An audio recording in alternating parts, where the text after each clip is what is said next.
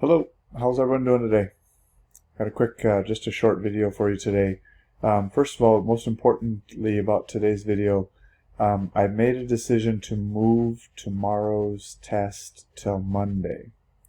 So tomorrow's Chapter 35 test on series parallel circuits will be Monday, May 11th. Okay? So today and tomorrow will be work days, nothing necessarily new in terms of content. But I have some review activities for you today, and I'm moving some of them to tomorrow. Make sure you're using the discussion board to ask questions if you're struggling with anything.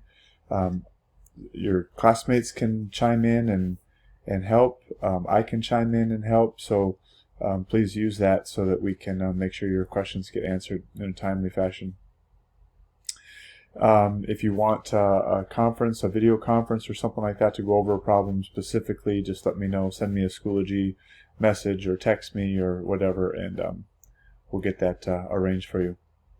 Keep the videos coming. More decision day videos have been posted, so keep that going. There's not a deadline for it, so just pop them on there, and it's been fun to watch and see your faces and watch what you're going to do or hear what you're going to do for next year. I think that's it. Today's a work day.